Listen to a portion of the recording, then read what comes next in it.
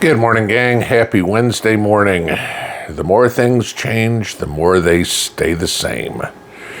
Here we are. We're 36 hours from the Biden-Trump who can out-stupid each other on the debate stage. It's just going to be silly. And I was talking last night.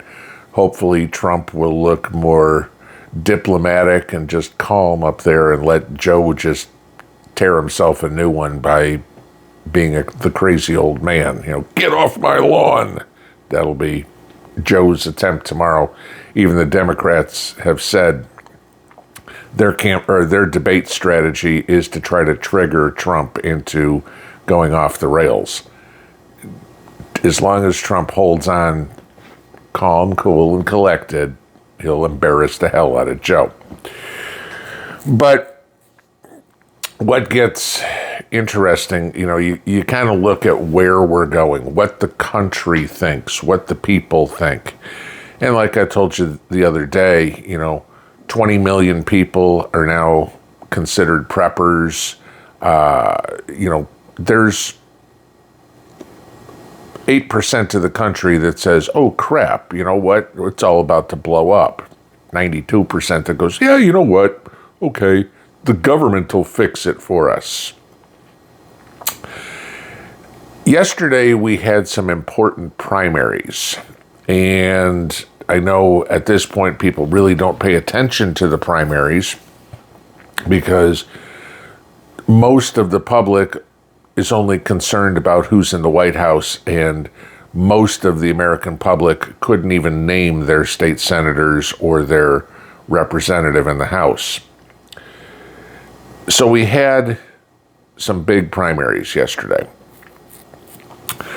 The first one, which it's funny because the conservative media is calling it a win, and I really don't see it as one, but it is getting rid of a moron, was in New York. And Jamal Bowman, remember the guy that pulled the fire alarms because he didn't want a vote to go off and then said, oh, I thought it was the button to open the door. Yeah, this is a guy who was a high school principal or middle school principal who doesn't know what a fire alarm looks like. How many fire drills do you remember having in high school? Okay, I think a school authority would know what a fire alarm looks like. But he lost his primary yesterday. George Latimer won, a Westchester County executive, won the primary. So Jamal Bowman is out of Congress in January. Not that that's a real big thing. Latimer is still a progressive. He's just not as much of a radical as Bowman is. But they're saying, okay, this is one member of the squad who is gone. First one to lose. Just to give you an idea, Cori Bush, St. Louis, she's got her primary August 5th. So we'll see if she gets kicked on her ass too. AOC, of course, won her primary, which tells you everything you need to know about the intelligence level of the people in her district. Cool, you lost us 25,000 jobs. Congratulations. Gee, you're out there raising money for yourself for your, was it $1.7 million condo she bought? 3 years after, 2 years, 3 years after saying, I can't even afford an apartment. Yeah, okay. So, yeah, keep doing your Twitter and painting your nails there, AOC, to make your money, because God knows you aren't doing anything effective in Washington. You're just a pot stirrer. We all know it.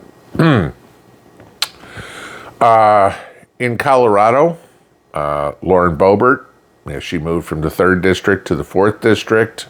She physically moved her house, okay? Unlike Maxine Waters or Nancy Pelosi, she actually lives in the district that she represents. She won handily, so Lauren Boebert is going back to Congress. And then you had the most interesting one, the race in Utah to replace Mitt Romney. Okay? Now, Mitt Romney, I think we can all agree, is a Democrat. They'll call him a rhino because he runs under the Republican ticket or ran. But there's nothing conservative about Mitt Romney, at all. So they had a vote in the Republican primary yesterday, who was going to be on the ticket in November for the GOP in Utah. John Curtis was the winner. Utah, wake up. What the hell did you do? Okay. John Curtis is further left than Mitt Romney was. I kid you not, even though he's a Republican. Okay. Curtis is the one that's going to be on the ticket in November. To give you an idea, Curtis was a lifelong Democrat. He was the head of the Democrat Party in Utah. He changed over to be a Republican because pretty much as a Democrat, you don't have a chance of winning anything in Utah.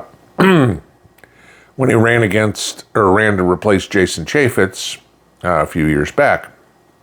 Of course, now he wants to replace Mitt Romney.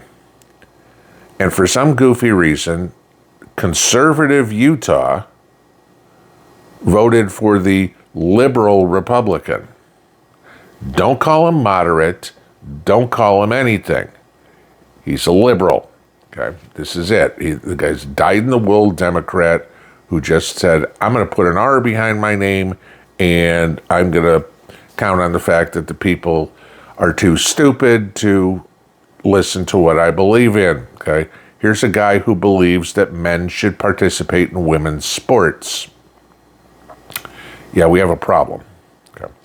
But so this is what we got. The more things change, the more they stay the same. We may change the names on the doors, but we still have somebody that's going to vote the same way Mitt Romney did. We still have the same way, somebody that's going to vote the same way Jamal Bowman did. Nothing changed. Sure, you can say it's a different person. There'll be a different dog to kick, but nothing's changed. So ultimately, the decisions in the United States are literally going to be made by the same people who screwed everything up in the first place. America, wake up. What are you doing? You need to change the ideas. If you think, give you the AOC Latimer victories yesterday. New York is doing so well, isn't it, guys? Everybody that lives there is so happy with businesses closing, the economy crashing, food getting expensive, crime going through the roof.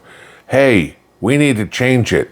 How do we change it? Well, let's vote in the same people who caused the problems in the first place. The definition of insanity, doing the same thing over and over and expecting a different result.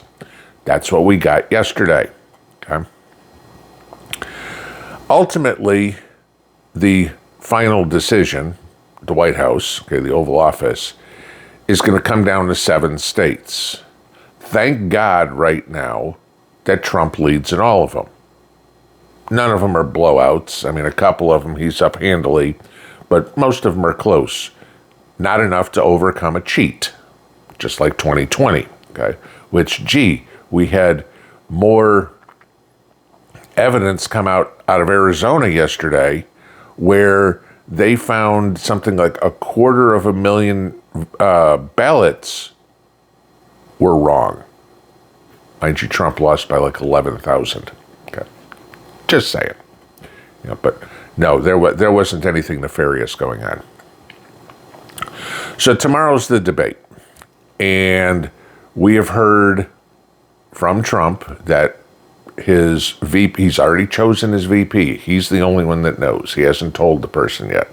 But that person is going to be at the debates tomorrow, which, like I said last night, I kind of find a little weird because there's no audience. Okay, it's Joe and Trump and the two clowns from CNN sitting in a room with, of course, TV cameras and stuff. Now, who's in the back rooms and everything like that? Different question. But it's not like it's going to be, camera time, FaceTime for potential VPs. Well, we did find out overnight that Vivek Ramaswamy is going to be at the debates.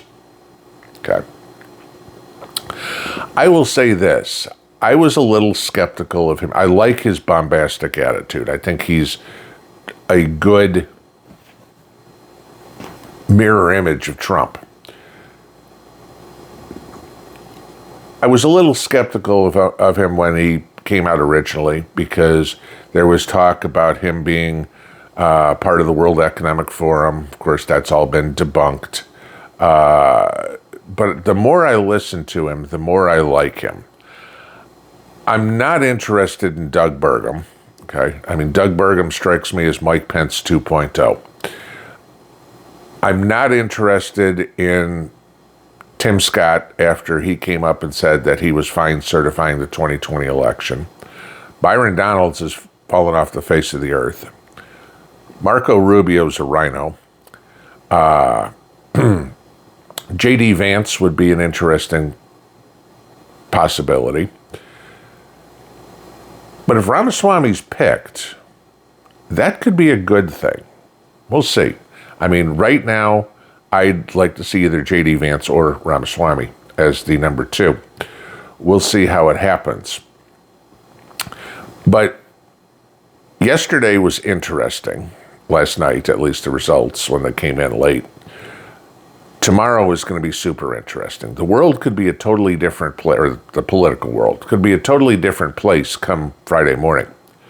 Because as I said last night, there's calls from the Democrat machine that if Joe fumbles, bumbles, and stumbles his way through the debate tomorrow night, that he should drop out and let them put somebody else up, which is a possibility. I still don't think Joe's going to be the one on the top of the ticket in November. If Joe doesn't voluntarily disappear, they'll figure out with all their super delegates how to make him disappear at the convention. And then, of course, you always have the option, with Hillary still floating around. Arkansas is never ruled that one out. So what happens tomorrow is going to be interesting, but political season is really starting to heat up, and which makes it fun. But pay attention. But like I said, the more things change, the more they stay the same. As much as we put different faces going into Congress inevitably, 'cause it's not like a Democrat's going to lose in New York City, or a Republican's going to lose in Utah, or at least somebody with that letter behind their name. We didn't change anything. So the more I see this, the American people are either deaf, dumb, blind, or stupid. Because with all the crap that is going on that we are dealing with, crime, the southern border, the economy, Israel, Ukraine, the American people said, yeah, we'll just take more of it. We need something to change big time in who's allowed to vote in this country. There needs to be an IQ test, or maybe at best, they need to take the party affiliation, the D or the R, off the name of the people on the ballot and let you vote by who the person's name is, and then see what happens. People, oh my God, I don't know what to do. Right, because you didn't pay attention. Yeehaw. Pinball out.